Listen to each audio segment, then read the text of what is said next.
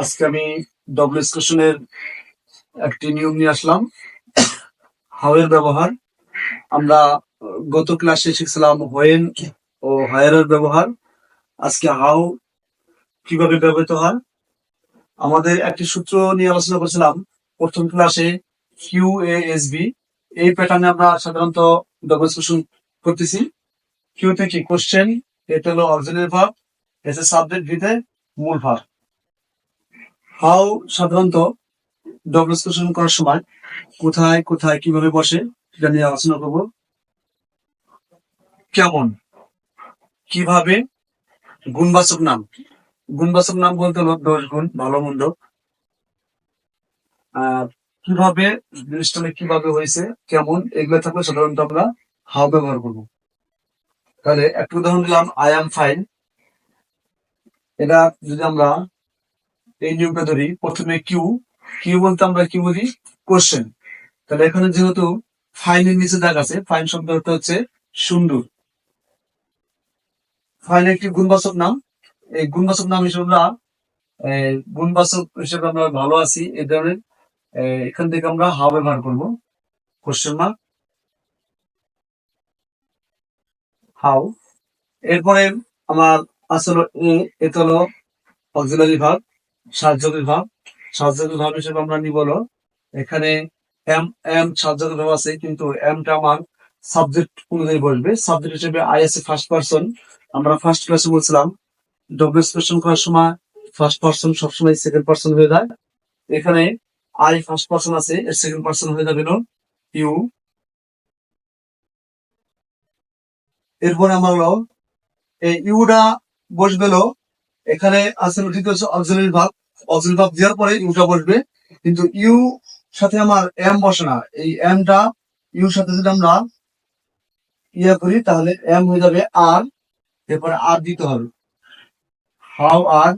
I হয়ে যাবে you, আর আমার যে দাগ দেওয়া অংশটুকু আছে ফাইল, এটা বাদ যাবে। উত্তর হলো হাউ আর ইউ। এটা হাউ দিয়ে প্রশ্ন করলাম। ভিতরে যদি আমরা করি, হি ওয়েন্ট টু ঢাকা,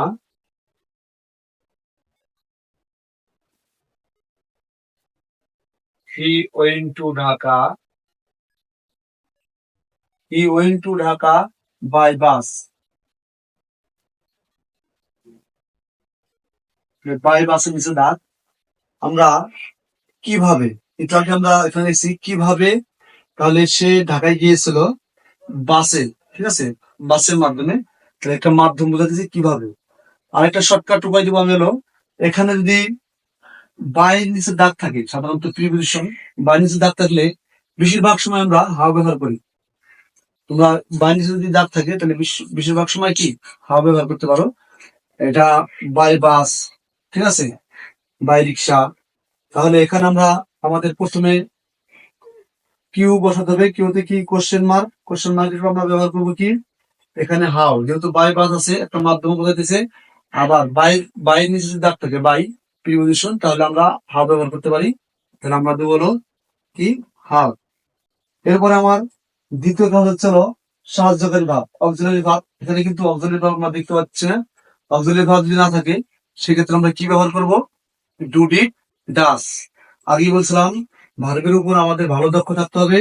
ওয়েনটা আছে আমার পাস্ট ফর্মে, ওয়েনটা আছে কি ফর্মে, পাস্ট। তাহলে প্রেজেন্ট হলে ডু, ডাস, আর পাস্ট হচ্ছে কি ডিড। তাহলে আমরা ওয়েন পাস্ট থাকার কারণে আমরা ব্যবহার করব ডিড। এরপরে আমার সাবজেক্ট, এরপরে কি অক্সিলারি ভার্ব কি আছে, সাবজেক্ট। সাবজেক্ট আমরা এখানে he third person, third person কোনো পরিবর্তন হয় না ডবল এক্সপ্রেশন করার সময়, আমরা প্রথম দিন আলোচনা করছিলাম। এরপর দেবো কি, হি। এরপর আমার ওয়েন্ট, ওয়েন্ট কিন্তু আমি বলছি যে পাস্ট ফর্ম থাকলে ডিড এর পরে কি প্রেজেন্ট ফর্ম হয়ে যায়। আর ডবল এক্সপ্রেশন করার সময় পাস্ট ফর্ম আমার এই যদি আমরা পাস্ট ফর্মে থাকে সেটা আমাকে বেস ফর্ম নিয়ে আসতে হবে, প্রেজেন্ট ফর্ম নিয়ে আসতে হবে। তাহলে ওয়েন্টের প্রেজেন্ট ফর্ম হচ্ছে কি, গো।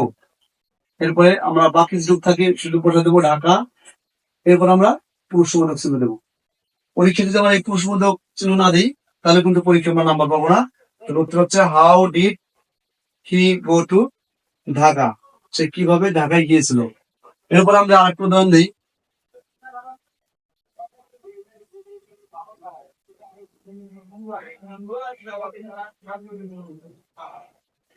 অপশন রান্ধে মাই ফাদার ইজ ইল,